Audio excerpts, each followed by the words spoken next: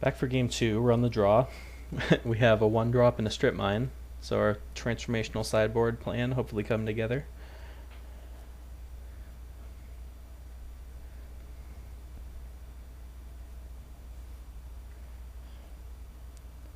Narset, alright.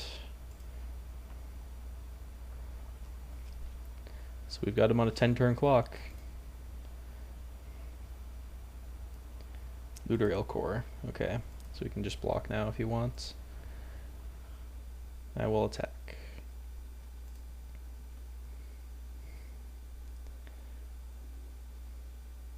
Takes it, alright.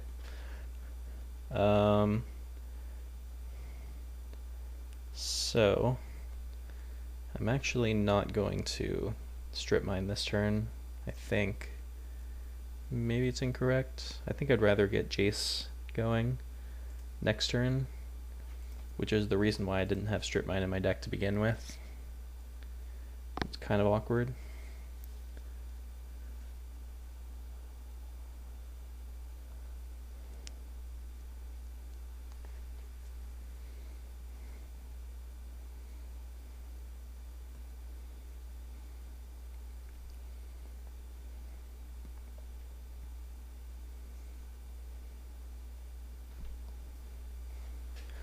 I'm hoping I'll draw like another 2-drop to play so I can play that and strip mine next turn. Pitches a land. It's good that he doesn't know about the strip mine because he might leave himself with too few lands to go off. I'd love to draw a Leonin Relic Warder. Library.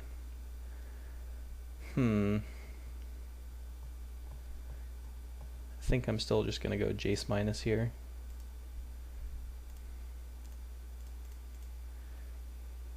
I'm not planning on using Jace's plus this game. I want no part in giving him extra cards. Drew Seeker, not bad. So my plan now is next turn to play Seeker and then strip mine him. Then the turn after we can play Narset and trigger Prowess. As long as we keep clocking him and keeping him off his combo. We have let him loot a few times, but we don't have any good ways to deal with that Luterial Core. So maybe I want to bring the Journey to Nowhere back if this goes to game 3. I don't think that's enough of a reason. He only has like 3 creatures in his deck, so that's pretty poor.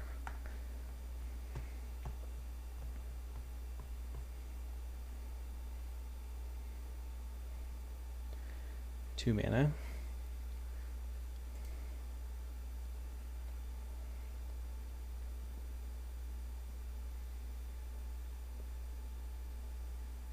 Impulse, alright.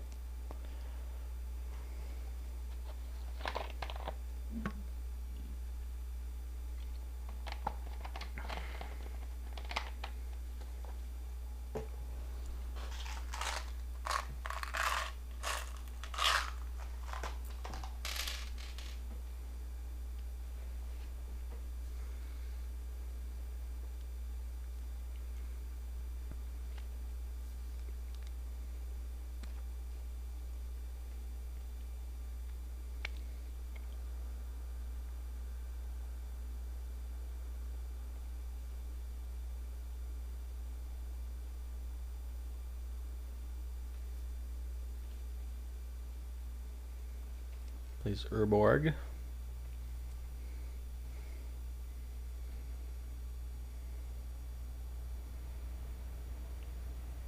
Dreadbore's Jace, which I'm fine with.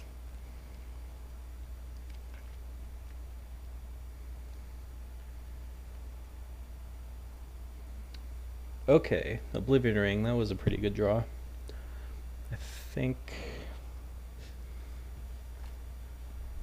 So the question is, which land do I want to strip?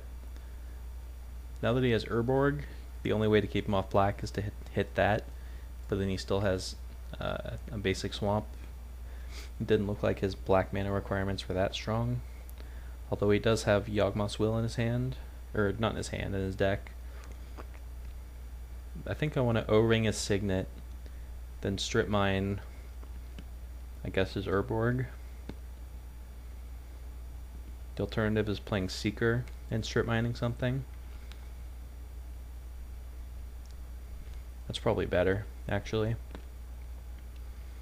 Next turn he'll have 5 mana. I think keeping him off 6 is the magic number, because he has Yawgmoth's Will, or Yawgmoth's Bargain, rather. So yeah, let's attack first. Plus next turn we get to O-Ring and Trigger Prowess, so just a little bit of extra value there.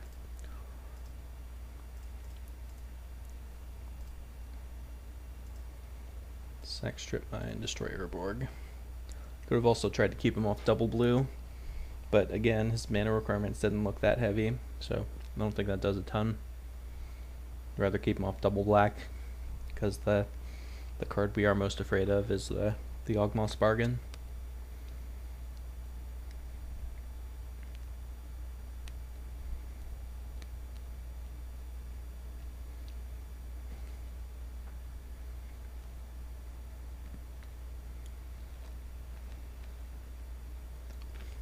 I'd also love to just like draw Mana Drain and have some insurance against the random combo. He has been looting quite a bit. He's just been pitching lands. He just passes. Alright, what's my plan now? I can O-Ring his Signet. Play Marsh Flats to go get Sacred Foundry end of turn. So I'm attacking for 9. Yeah, so let's start with, I guess, playing the land first, and then O-Ringing.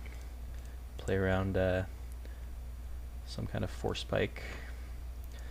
Let's always yield to these Seeker triggers, because they're kind of annoying.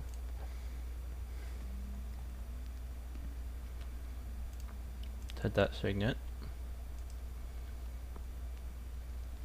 Span of Denial strategy's been working pretty well.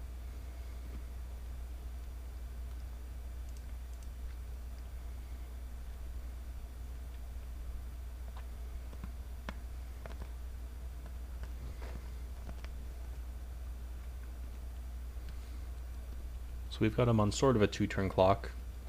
We can attack him for 4 and then play a Baneslayer. Although he'll probably opt to like trade with the Dragon Hunter next turn or something.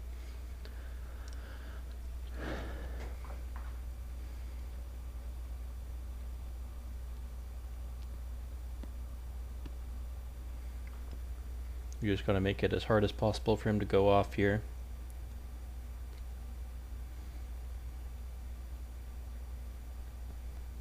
He could still go like Black Lotus Memory Jar and go off from there. But even if that's the case, leaving him with as little mana as possible seems like the best way to combat that.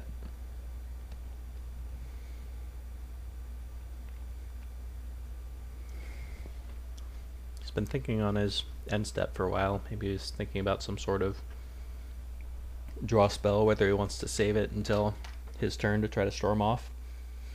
He also needs to be cognizant of the fact that he's only got 9 minutes left on his clock.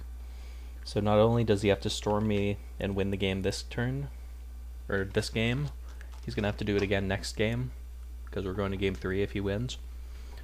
He's Vampiric Tutoring. It's kind of scary.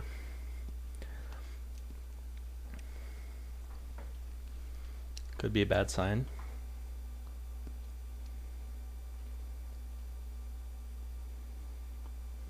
Three mana now. Nope. Yeah, he's probably going to loot first. Oh, he's probing me. Okay. This is the, looks like this is the turn he's going to go for it.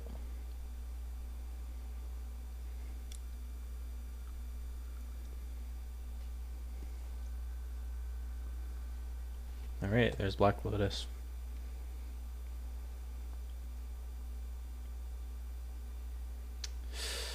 I think he wanted to sack the Lotus in response to the Yawgmoth's Will, but alright, go for it. He cost himself a free 3 mana there.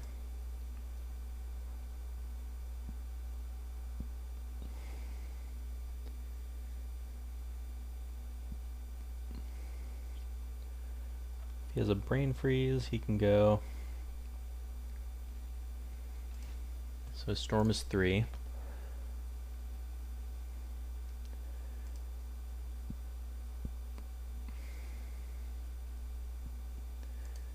Yeah, I feel like I mean, I don't know what's in his hand, so I can't say for sure, but I feel like he's not taking the ideal lines here.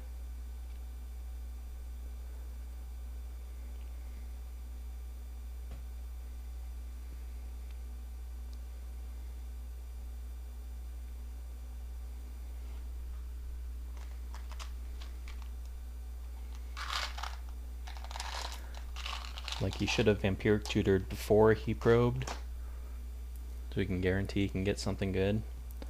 Unless he doesn't need the Vampiric Tutor. So again, it's hard to say without knowing his hand. So he's going to Impulse, leaving blue in his pool. Not too much scary you can do with that. He can Brain Freeze me for 5, I believe. Which doesn't do anything.